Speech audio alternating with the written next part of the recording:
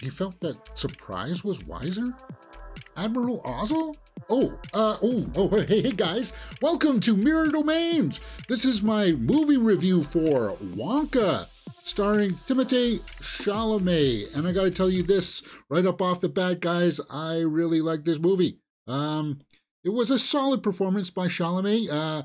If you don't know, this is a prequel to the Charlie and the Chocolate Factory movie.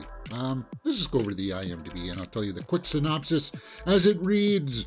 With dreams of opening a shop in a city renowned for its chocolate, a young and poor Willy Wonka discovers that the industry is run by a cartel of greedy chocolatiers.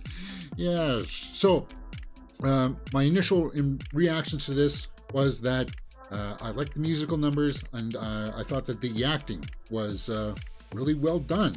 A really interesting cast in this movie as well. Some familiar people that will jump off the page at you will be Olivia Coleman, Keegan-Michael Key, and Jim Carter, the butler from Downton Abbey.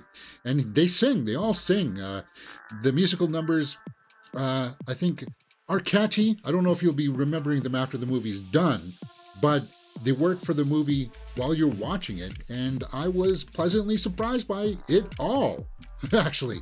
Now, it's a bit long. It comes in just about an hour and 50 minutes, so that could be just a touch long for some younger viewers. In the middle of it, I felt like it was a little bit wavering, so it could have been a little bit tighter in its pacing. We'll talk about that as we get into my formal review. I'm just trying to give you guys the quick highs and lows of this.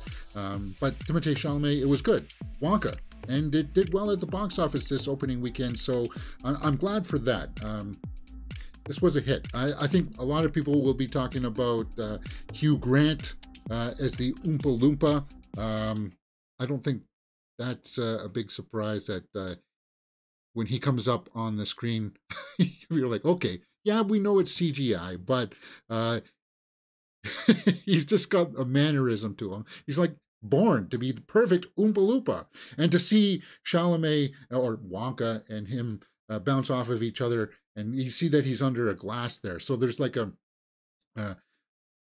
bit of jousting back and forth as to who owns the chocolate and stuff like that. But they become friends at the end, and of course, then you know what happens after that. Let's go over to my early score sheet and talk about where I am thinking about where this movie lands. Acting, directing, and story are out of a possible 2 points each. Cinematography and score are out of a possible 1 point each. But as I said, the acting was fairly solid. I don't know, there's nothing Academy Award winning in here, but collectively, Timothée Chalamet is good, but then collectively, everybody else around them was fairly solid. I know, at first I thought Keegan-Michael Key was pretty good, but then he got a little bit campy towards the end, so that's a directing choice, I would say. That's more of a directing choice. And I would say that overall, like technically, the technical aspects of this film were handled very well. It was very well shot and framed, lit, and aside from the pacing issues of the story, that's where I had to knock it down in the terms of the directing. But like the singing and the choreography, the blocking of the scenes was all really well done. Is it a fantastical story that I think it will have some staying power, though? I can't just give it a bland, middle-of-the-road score here, because there are things in there that they add some elements to the Wonka character where it's kind of like, oh, wow. And Chalamet plays it so well, it's kind of like, well, that works. I can see that this angle of him, I dig it, man. I really dig it. And as I said, Hugh Grant, Olivia Coleman, she's a real standout in this. So cinematography, I think it served the movie. Could I give it more? Could I give the score more? I'll give the score a full point because of the music. The music. And now I know some people will be like, but the musical numbers weren't all that memorable, James. Cinematography, it was serviceable. I mean, there was a few shots in there that could have been kind of like, oh, wow, that's... I don't know, the set design. They've got these big elaborate sets when you go into his store and stuff like that, and it's kind of like all of that's brilliantly shot. So maybe I will give it a full point for cinematography because of that. So I'm sitting around a 6.5 here without the watchability factor for Wonka, and I gotta say, yeah, that's 6.5. That's without the watchability factor. Let's go over to the tomato meter and see what people are saying about it. 84% by critics, 91% by the audience. So the people that went out and saw it are also really liking this. As I said, this is a kids' movie. You can take kids to watch this. Just be cognizant of that runtime. And if you go out to get popcorn or bathroom break during the middle, you're not going to miss too much. There's a little bit of redundancy of the storyline of the chocolatiers, the cartel that are kind of like repeating on itself. But once you're immersed into it, you'll be fine. Production design is fantastic. And as I said, the musical numbers, they really pay off. And it's curious because there's more than one antagonist in this. There is, because of the cartel. But Wonka's got his own challenges, right? And whoever, this young actress who played Noodle, she also did a good job. Oompa Loompa, yeah, Hugh Grant. Yeah, Olivia Coleman as another antagonist in this. So there's two different angles and things that he's got to overcome, right? So yeah, and that, I think that was enough to keep me involved. Richard Roper didn't like it. Ooh, let's see what he said. Timothee Chalamet underwhelms in a scattershot origin story that mixes too many ingredients into its chocolate-covered plot. So that just goes to echo what I just said about maybe two different types of antagonists towards him, right? Two different obstacles that he's got to overcome. Maybe some people just weren't happy with that, but I thought that was handled fairly well. Chicago Reader, I can't be upset at a movie with this much warmth and craft across the board. One that believes so earnestly. Okay. All right. Let's see if Corey Coleman over at Double Toasted says, Timothée Chalamet brings a lot of energy, innocent charm, kindness, and even comedy to the role of a young Willy Wonka. Yes, he does. It's not going to be like top tier performances by him, but it's a solid performance, and I thought he did good. He did really good, guys. Let's go to somebody else who didn't like it. Let's find somebody who really is opposed to it. Wonka has too much going on and not enough to chew on.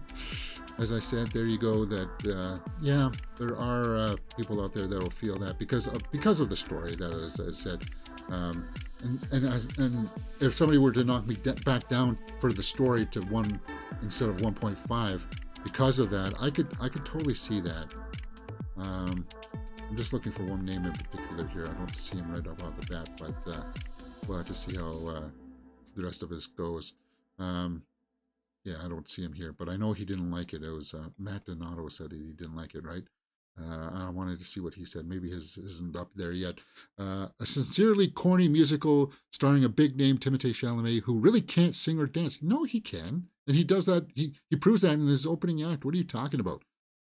Who really can't sing or dance, yet manages to charm within a world studded with Paddington magic. Paddington? What the heck? And even uncovered and in uneven effects that stop dead in its tracks with almost every musical number? I guess we didn't watch the same movie. Now, I didn't watch the IMAX version, but I watched it on the big screen with the good sound. So, a musical comedy that bowls you over with bigness, big stars, big sets, big numbers, and big whimsy. Yeah. All right. So, you guys are getting the picture here, right? Yeah, I don't think I'm going to find his name. Not getting a help from the guy upstairs on this one. Probably like the last one, right? All right, we'll give it one more. No, yes. All right, so you guys are getting the impression. So, Barry Hertz. I'll have to find it elsewhere. I'm not where the critics are or anything like that, but reasonably close, I would say. Not 84%, definitely not 91. It's not a 9 out of 10 film. I have to concede that the story issues are a little bit there, as I said, with some of the redundancy. So let's go over to my score sheet and put in my watchability factor. and see where we land for Wonka. It was an enjoyable experience, and I'd have to give it at least 1 for that, because it's got an interesting premise. You want to check it out for that. If you're a Timothee Chalamet fan, you'll want to check it out for that. So you want to watch it at least once in the theater. Do you want to watch it again? Of course, yeah, I'd watch it again. Why not? When it's on Disney Plus or something like that. 8 out of 10 for Wonka. James, that's even. That's fair. That's what I'm thinking. All right, guys, 8 out of 10 for Wonka. What did you guys think? Let me know in the comments below, and we will talk about it. Could there be more? Maybe. Do we need to see it lead into this version of the Chocolate Factory? I don't know. I really like this version. You have to forego some of the story plots. It's kind of like, yeah, once you think about it too much, then it all kind of falls apart. But you got to remember, this is fantasy, right? This is fantasy. And once you realize that, you'll just roll with it. And you just realize that, oh, you know what? I'm actually having kind of fun with this. Wonka, let me know what you thought about it in the comments below, and we will talk about it. All right, guys, what else can you find here? Well, we do movie news, 10:30 a.m. Throughout the week. And there are my other social media handles. What else is on the channel? Well, aside from the movie review that's up there right now, we have the review for The Boy and the Heron, Godzilla -1, The Hunger Games, Ballad of Songbirds and Snakes is still up on the channel. We did a full live movie reaction to Leave the World Behind. We're watching Survivor Season 45, finale goes this week, and we're still watching Hell's Kitchen Season 22. And then, as I said, yes, we do movie news throughout the week. So, guys, by all means, if you like this kind of stuff, movies, shows, come join us here on Mirror Domains. We'd love to see you and have you join our live chats and live shows. You'll see us next time, right here on Mirror Domains.